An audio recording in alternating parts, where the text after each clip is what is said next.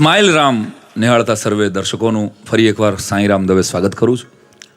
પ્રેમની મારી ઘણી બધી વાતો યુટ્યુબ પર, મારી સીડીમાં, કેસેટોમાં, વોટ્સઅપમાં પણ ફરે છે. એટલા બધા જોક્સ મારા વોટ્સઅપમાં ફરે છે. આ બધાના આશીર્વાદ કે ગામ મને મારા જોક્સ મોકલે છે. એટલી હદે વાયરલ થતું જાય છે વર્ચ્યુઅલ વર્લ્ડ તરફ. પણ એક સરસ મજાની વાત, ભૂદર જોશી, રાણા કંડોળાનો સરસ મજાનો કવિ, એક સરસ મજાના દુહામાં એમ કહે કે વ્યાસ પણ વાંચી શક્યો પ્રેમ હુંદા પુરાણ. વ્યાસ પણ વાંચી શક્યો પ્રેમ હુંદા પુરાણ, એ તો લોયુના લખાણ કોક વેદું વાંચે બુદરા. એથી આગળ કોઈ હિન્દી શાયર આ જ વાતને જરાક જુદા ફોર્મમાં કહે કે એક વો વક્ત જવાની કા બુરા હોતા હૈ, एक वो वक्त जवानी का बुरा होता है, रिंदों की नजर में मैखाना काबे के बराबर होता है. एक वो वक्त जवानी का बुरा होता है, रिंदों की नजर में मैखाना काबे के बराबर होता है, माशूक की गली का हर फेरा एक हज के बराबर होता है. અને અતુલ પંડ્યા મારો જીગરજાન ભાઈબંધ, જેણે ઘણી બધી જોક્સની વાતો તો લખી છે, પણ આજે જે વાત તમારી સામે રજૂ કરવી છે એ એક અનોખી પ્રેમ કથા છે. જી હા, રાજકોટની જ બનેલી ઘટના. એક મધ્યમ વર્ગનો પરિવાર, અને મધ્યમ વર્ગના પરિવારમાં 12મા ધોરણમાં ભણતો, 12મું પાસ કર્યું, સરસ મજાનો છોકરો, અમર એનું નામ. કવિતાઓનો શોખીન, શેર શાયરીઓ, ઉર્દુ ગઝલનો શોખીન, અને વાતે આમ એવો હેન્ડસમ, સિક્સ પેક પાછો, આમ કોઈને જોવો ગમે એવો, પણ સામાન્ય પરિવારમાંથી. અને છોકરો વાતે કવિતાઓ કે એના ભાઈબંધોનું એને વ્યસન, અને ભાઈબંધો ભેગા મળી એટલે અમર પાસે શાયરી કરે, અમર એકાદ સારો શેર સંભળાવ, અને અમર પાછો ગોતીને એવો સરસ મજાનો શેર સંભળાવે. અમરની જ વાતમાં કહું તો, किसी को भी अपना बनाने से पहले परख लीजिएगा निभाने से पहले, किसी को भी अपना बनाने से पहले परख लीजिएगा निभाने से पहले, और खुदा उस मोहब्बत को आबाद रखना, वो रोए बहुत मुस्कुराने से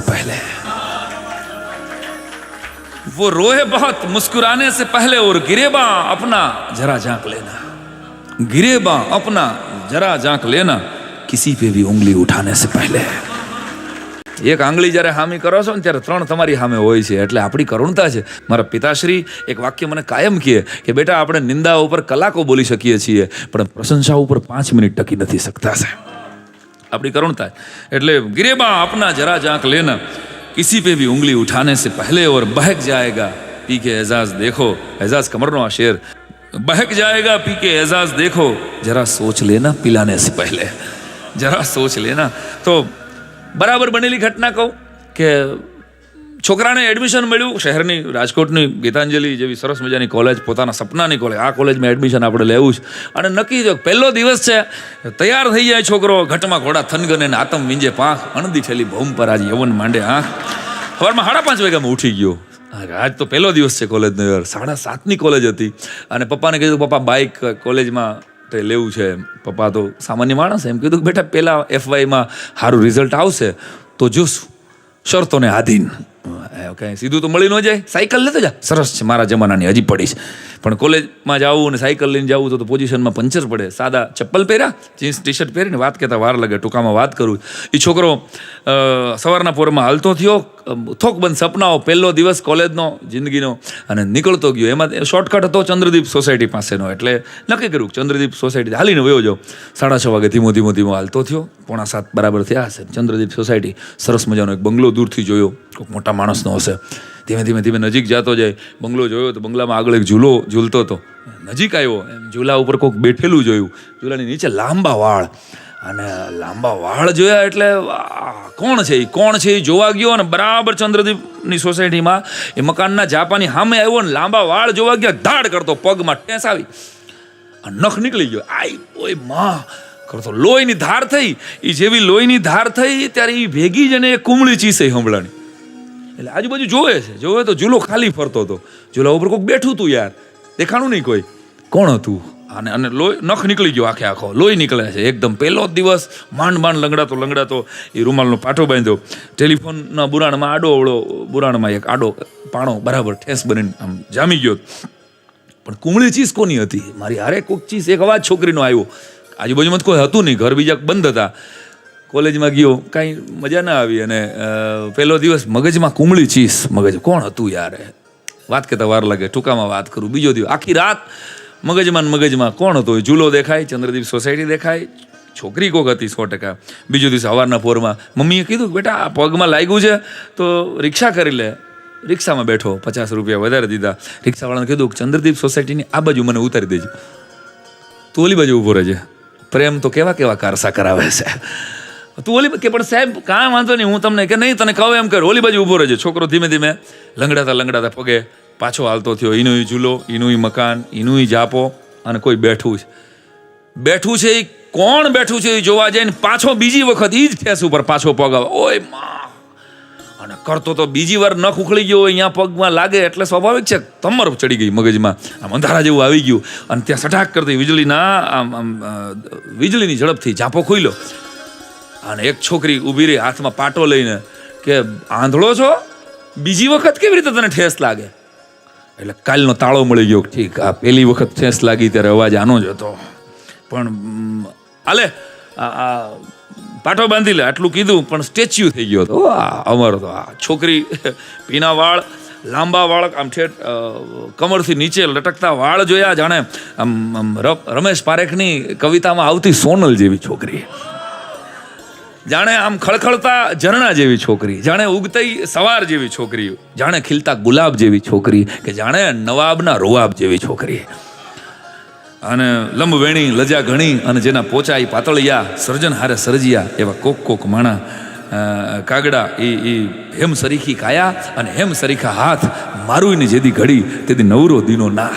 હાથમાં આમ લોહી વાળો અંગૂઠો છે, પણ આમ પગથી માથા સુધી એ છોકરીને જોવે છે તો આમ અમર ખાલી વિઝ્યુલાઇઝ કરે છે કે હતી કેવી છોકરી. તો ચંદ્રમાના ચોહલા જેવું એનું કપાળ હતું, ચંદ્રમાના ચોહલા જેવું એનું કપાળ, કામદેવની પણસ જેવા કાળા ભમર નેણ, અને ત્રાઠી મૃગલી જેવી એની આંખો. ત્રાઠી મૃગલી કોને કહેવાય? શિકારી વાહે પીડ્યો હોય અને થડાક ઉથડાક એનું હૈયું ડાકલાના પડની જેમ ધ્રુજતું હરણ આગળ દોડતું જાય ને 8 ફૂટનું લાંબુ નાળું ટપવા માટે આમ ત્રાસી નજરે શિકારીને જોવે એને ત્રાઠી મૃગલી કહેવાય. એવી ત્રાઠી મૃગલી જેવી આંખો,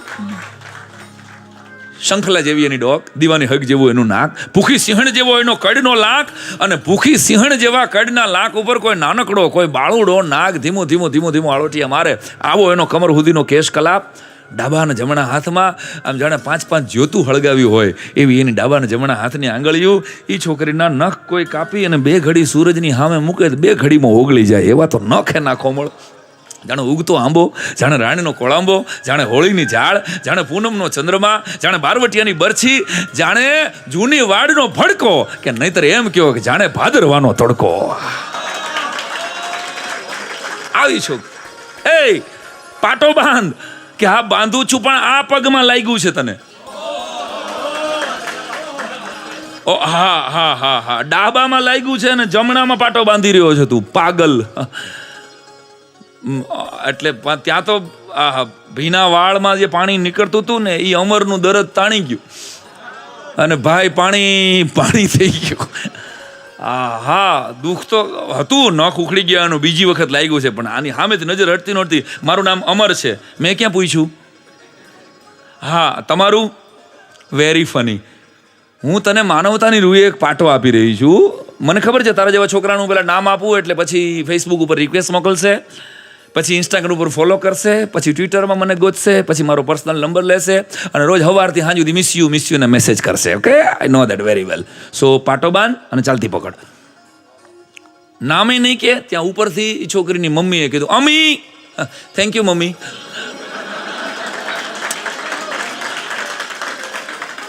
વાત હવે શરૂ થાય છે સાહેબ. છોકરી તો ગઈ ફાટ કરતી, દરવાજો આમ ખેંચીને ઘા કર્યો, પણ જાણે હરદ્વારના પગથિયા ઉપરથી ગંગાજી અલગોઠિયા મારીને ઉતરી જાય એમ ગઈ.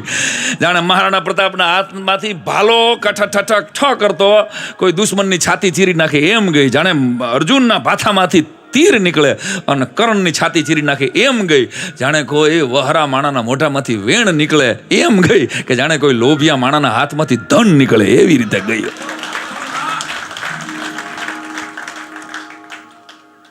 રિક્ષાવાળાને ખબર પડી કે શેઠને પાછું લાગ્યું છે, પાછું આવ્યો. સાહેબ પગમાં લાગ્યું? તો ક્યાં લાગ્યું એ ખબર નથી ભાઈ. લાગ્યું છે પગમાં, પણ વ્યાપ્યું છે રોમમાં. ત્રીજો દિવસ, ટૂંકમાં વાત કરું, સવારનો પોર 6:30 વાગ્યામાં તૈયાર થઈ ગયો. અને એકદમ પગમાં દુખે છે, બીજી વાર પાટો બાંધ્યો છે. એટલે મમ્મી ચા બનાવતા કીધું, બેટા તું જુવાન થઈ ગયો હવે. તો કે કેમ મમ્મી એવું કહે? તો કે કોલેજે જાય છે? તો કે હા મમ્મી કોલેજનો ટાઈમ થઈ ગયો. એ કે આજે રવિવાર છે. એકચ્યુઅલી મમ્મી વોકિંગ કરવા જાઉં છું હું. અચ્છા, મારા ફ્રેન્ડ્સ મને બાઇક ઉપર વોકિંગ કરાવશે. અચ્છા બેટા, હું તારી માં છું અને તને મોટો કર્યો છે, મને બધી ખબર છે. સારું, બાઇક ઉપર વોકિંગ કરનારો તું પહેલો રાજકોટિયા નહીશ. સારું, ચોથો દિવસ વાત કહેતા વાર લાગે. નજર ઢળી, નજર મળી, ખાલી. છોકરી ઝૂલા ઉપર બેઠી છે. નયન પદાર્થ, નયન રસ અને નૈણા નયન ઠરંત. અણજાણ્યા શું પ્રીતળી, પ્રથમ નૈના કરંત. અમી પણ જગજીતસિંહની ગઝલ ગાતી હોય, સાંભળતી હોય, સરસ મજાનો અવાજ આવતી હોય ગઝલ, તો મારા ને તમારા બધાના હૈયામાં જ. હોઠોં સે છૂ લો તુમ મેરા ગીત અમર કર. એક કડી મારી યાર ગાઓ, તમારી જુવાનીને યાદ કરીને. હોઠોં સે छू लो तुम मेरा गीत अमर कर बन जाओ मीत मेरे मेरी प्रीत अमर कर होठों से.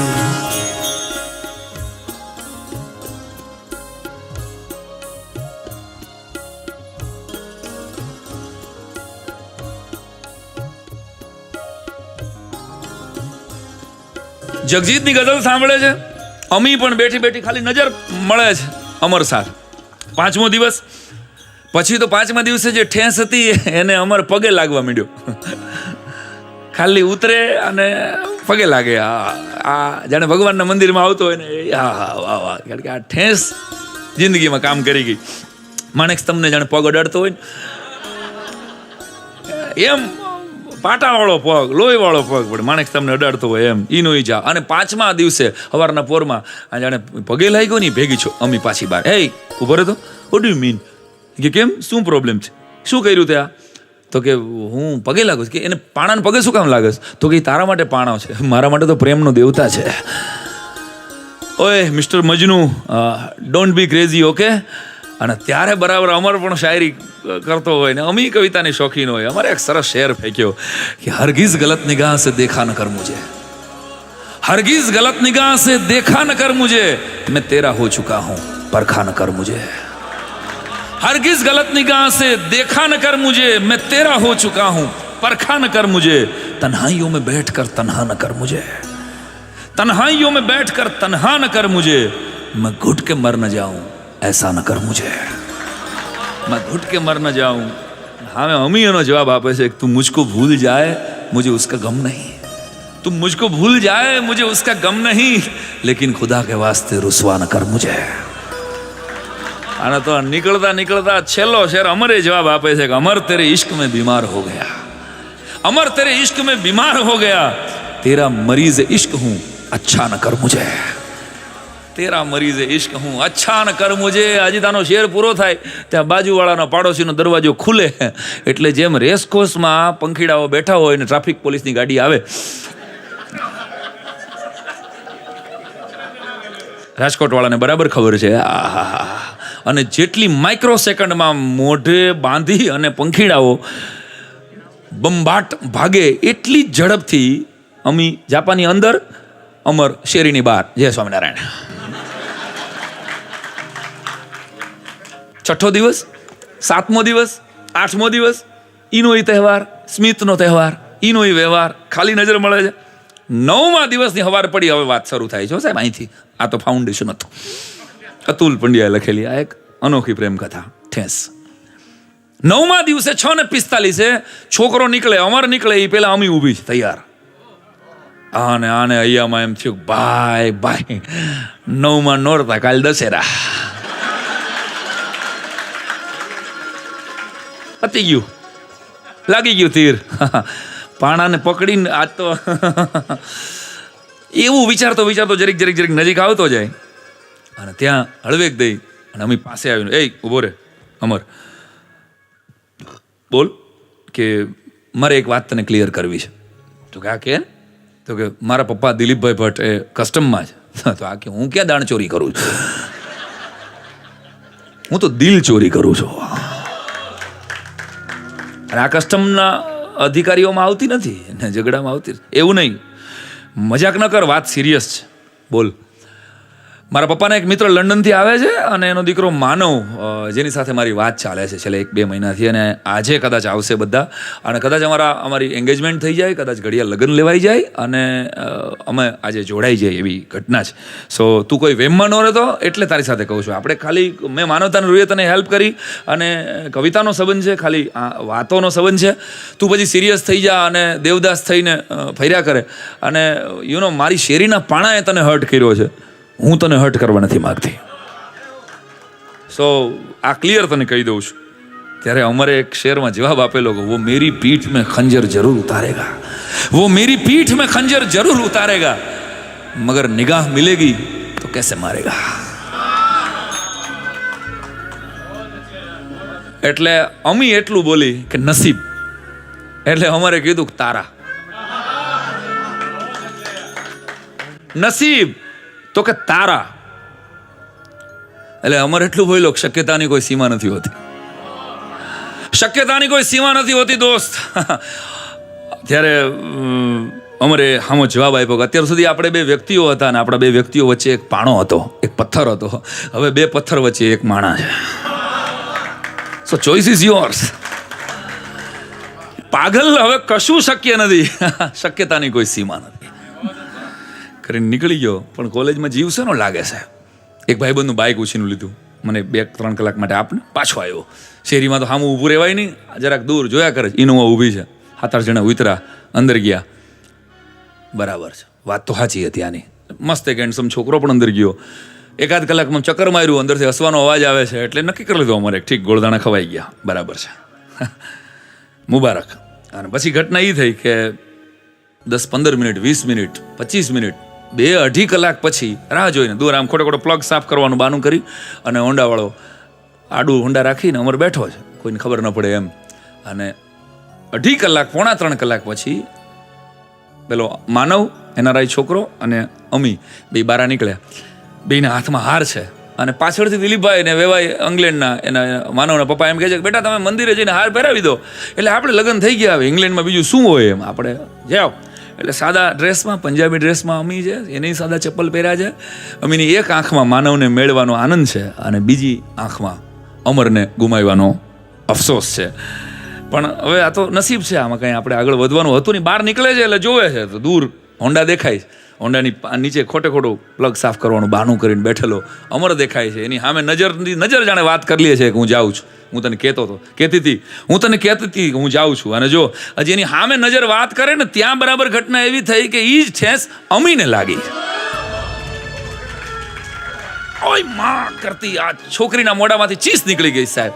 અને છોકરીના મોઢામાંથી ચીસ નીકળે, એનો નખ નીકળે અને નખમાંથી લોહી નીકળે. એ ભેગો પેલો માનવ એટલું બોલે કે નોનસેન્સ, તારી શેરીમાં ચાલતા તને નથી આવડતું, તારી શેરીમાં ચાલતા તને નથી આવડતું. આટલા શબ્દો બોલે. એ ભેગો અમરમાંથી ઊભો થાય દોડી, અને પોતાનો જે રૂમાલ હતો એ રૂમાલ દોડી અને અમીના અંગૂઠા ઉપર જેવું આમ કરીને બાંધી દે. અને માઇક્રો સેકન્ડમાં જેમ કોઈ આપઘાત કરવા જતો હોય ને માણસનો હાથ પકડીને કોક એને ખેંચી લે, ટ્રેન નીકળી જાય. ટેક ઓફ માટે પ્લેન બરાબર ઉડતું હોય અને પાળી પાસેથી પાયલોટ પ્લેનને ફટ કરતું ઊંચું કરી લે કે આખું મોટું ટાઇટેનિક હિમશિલા સાથે ભટકાતા પેલા હોકા યંત્રની જેમ નજરથી મારીને ફેરવી નાખે, એમ અમીના હાથની વરમાળા સીધી ગઈ અમરના માથા વાસે. કોઈને પૂછવાનો રોકાણી આ છોકરી. જેમ જાનકીએ રામને પસંદ કર્યા, જેમ સંયુક્તાએ પૃથ્વીરાજને પસંદ કર્યા, જેમ દ્રૌપદીએ પાર્થને પસંદ કર્યો, માઇક્રો સેકન્ડમાં દિલીપભાઈ દોડીને પૂછે છે બેટા શું કર્યું તે? પપ્પા બરાબર કર્યું. તો કે કેમ? તો કે જે મારા ઠેસની માવજત ન કરી શકે એ મારી માવજત શું કરી શકવાનો છે? પપ્પા તમને સોરી ટુ સે યુ, આ બાજુ ઇન્ટેલિજન્સ છે પણ આ બાજુ ઇમોશન્સ છે. પપ્પા આ બાજુ મર્સિડીઝ છે, આ બાજુ કદાચ ક્યારેક સ્કૂટર કે સાયકલ મને મળશે, આ બાજુ ફોરેનના વિઝા છે, આ બાજુ ક્યારેક ખાવાના પીઝા મળશે. પપ્પા આ બાજુ દંભ અને ડોળ છે પણ આ બાજુ પ્રેમનો અંગોળ છે. પરણીશ તો અમર ને, બાકી કુંવારી રહીશ. એટલે આ વાત અતુલ પંડ્યાએ લખી છે, એકવાર વધાવો એને, મારા ભાઈબંધને. પણ આ વાતનો પ્રાણ ખાલી એટલો છે દોસ્ત કે તમારા પ્રિય પાત્રને ઠેસ વાગે ને ત્યારે સૌથી પહેલા તમે હોવા જોઈએ એની બાજુમાં. આટલી તકેદારી રાખજો અને એને ઠેસ ન વાગે એની માવજત કરજો દોસ્ત. જેને ચાહતા હો એને કદાચ એને ઠેસ વાગે અને કદાચ એવું બને કે તમે એની સાથે ન હો તો એને એટલો ભરોસો આપવો કે જિંદગીમાં જ્યારે મૂંઝે ત્યારે પહેલો ફોન મન કરજો, તારા કુટુંબનું કોઈ આવે કે ન આવે, હું ઊભો હોઈશ તારી બાજુમાં સાહેબ. એટલે ઠેસ જ હતી જિંદગીમાં, ઠેસ જ જીવાડે છે. ઇતિહાસ આખો તમે જોવો તો ઠેસથી જ ઊભો છે સાહેબ. દ્રોણ એકલવ્ય પાસેથી અંગૂઠો માગી લે, આ એક ઠેસ તો હતી દોસ્ત. મીરાના હાથમાં કટોરો રાણા થમાવી દે, આ એક ઠેસ તો હતી બોસ. કે તુલસીદાસને એની પત્ની રત્ના એમ કહે અડધી રાતે કે જેટલું આ ચામડામાં મોહ્યા આટલું જો રામમાં મોહ્યા હોત તો આ એક ઠેસ ગોસ્વામી તુલસીદાસ બનાવી દેશે. કે અલ્હાબાદના આકાશવાણી સેન્ટર ઉપરથી અમિતાભ બચ્ચન બારો નીકળે, આકાશવાણીના ખાલી સાદા એવા એન્કરના ઇન્ટરવ્યુમાં ફેલ થાય અને પછી નક્કી કરે કે હવે એક જિંદગીમાં આખું દેશ ઓળખે એવું નામ ન બનાવવું ને. આ એક ઠેસ અમિતાભ બચ્ચન આપે સાહેબ આપણને. કે 10મા ધોરણમાં 3 વખત નપાસ થયા પછી દુનિયાના એક દેશે મને જોવા પડે આવી પ્રતિજ્ઞા સાથે જે આવે ને એ પૂજ્ય મોરારી બાપુ ભલા માણસ બને, યાદ રાખો. તો એટલું જ મારું કહેવાનું છે દોસ્ત, ઠેસથી ફાટી ન પડવું. ગમે એવી માણસની ઠેસ હોય કે માર્કશીટની.